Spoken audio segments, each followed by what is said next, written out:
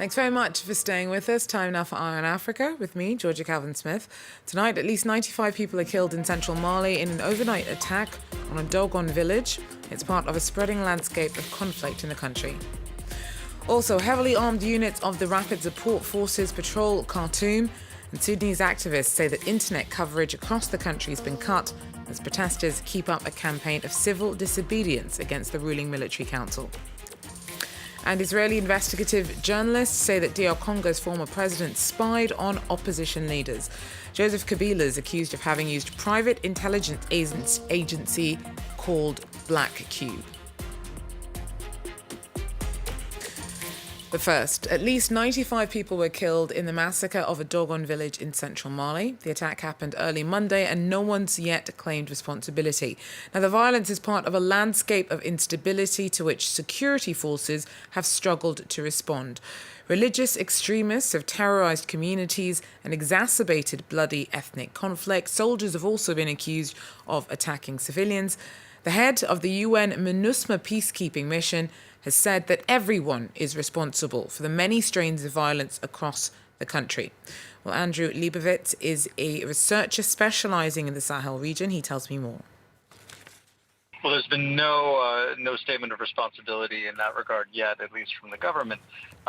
Suspicion has naturally fallen on certain armed groups, particularly. It's clear that some suspicion will fall on kill groups for this attack, though it's really too early to say, and the government hasn't said anything officially as of yet. And so why is it so hard to figure out who's behind violence of this scale? We're talking about 95 people. Yeah, the level of violence is really horrific and has gotten to extreme levels and to levels that have not been seen before in Mali. It's very difficult to say because, particularly in central Mali, there's a multitude of armed groups.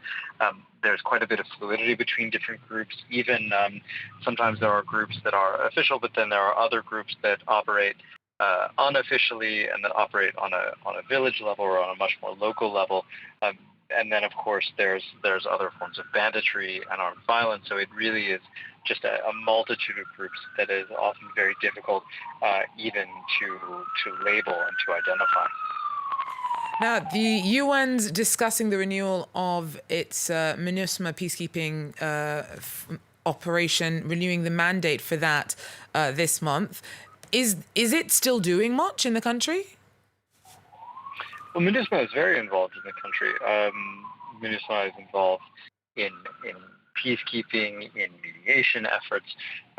They've dispatched a support team and another team to investigate this most recent attack. So MINUSMA is very involved. But MINUSMA faces a number of very serious challenges in Mali related not just to issues of its mandate, but to the peace and security, to how the organization or how the mission is actually set up. Remember, it was initially set up to deal only with peacekeeping in northern Mali, and then the security situation has evolved quite significantly since then. And of course, violence and instability has spread now into Mopti and beyond. So the mission finds itself really in an extremely difficult position, but it is very active and very involved in the country. Now, 19 people were killed in an attack in northern Burkina Faso over the weekend. Witnesses say that several dozen armed men opened fire on locals in the district of Arbinda on Sunday afternoon. The area has seen an uptick in attacks by religious extremists, despite stepped-up security operations. In April, at least 62 people were killed in a jihadist attack and its aftermath around that area.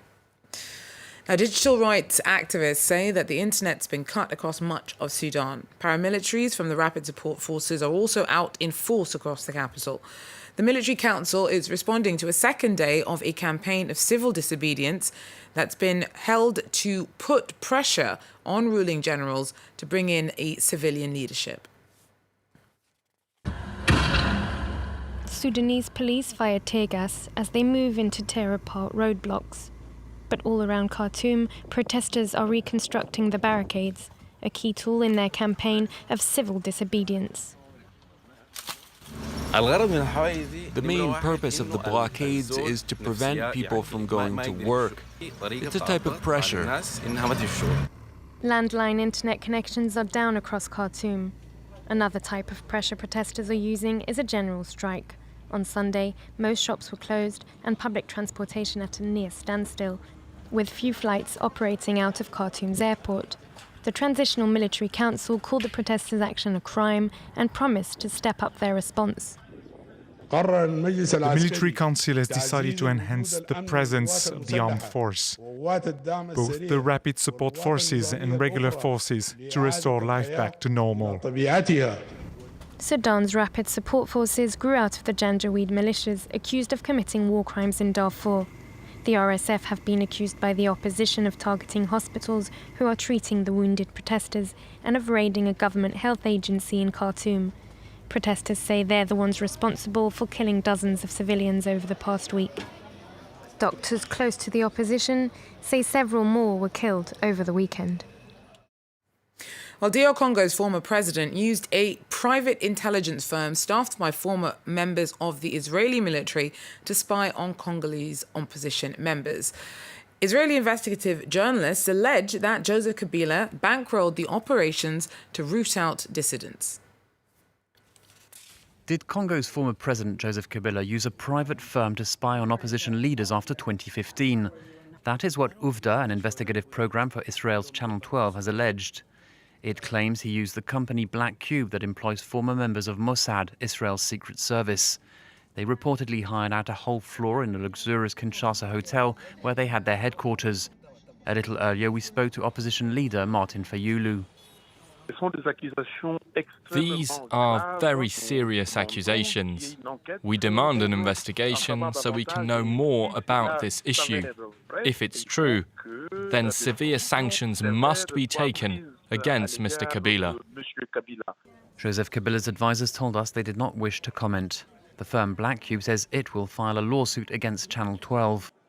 Kabila's mandate should have ended in 2016, but he stayed on until January 2019. The new president is Félix Tshisekedi, but Kabila remains a key player in Congo. His allies still dominate the army, the intelligence service, the National Assembly, and the Senate. Now, member states of the African Development Bank are meeting in Malabo in Equatorial Guinea for their annual general meeting. Top of the agenda is what's at stake for the continent's fortunes with regards to the African Continental Free Trade Area. Now, that came into force on May 30th, but still pretty much exists only in name for now. Anka Ulia tells us more.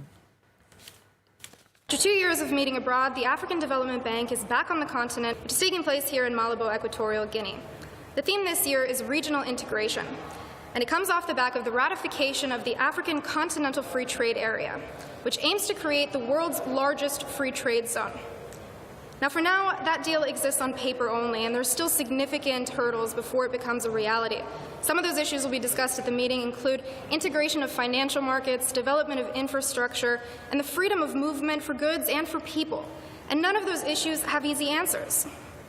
There's already been some pushback from some African nations, including Africa's largest economy, Nigeria, which hasn't ratified the agreement yet. Now, earlier our team spoke to the president of the African Development Bank, Akinwumi Adesina, who said that regional integration is the only way for African countries to be competitive in the future and compete in a global market. We must not be afraid of free trade. We must not be afraid of intra-regional trade. You're looking at a region in which the Continental Free Trade Area opens up 3.3 or 3.4 trillion dollar market. And so every country must be ready to participate in a wider market. You don't grow by closing your market. You grow by trading in goods and services and making sure capital flows across countries. Some 2,000 delegates will come to the Sipopo Conference Center starting on Tuesday, where they hope to have productive discussions that will produce tangible solutions so that regional integration on the African continent can soon become a reality. And finally, keeping an eye on Cameroon's match with Canada in Lyon led us to the sad news of Cameroon's loss. It's not the end, though, for the Lionesses. They will be facing the Netherlands next in Valenciennes on June the 15th. Well, that's it for Eye on Africa for now. Thanks for joining us. Do so again. Take care.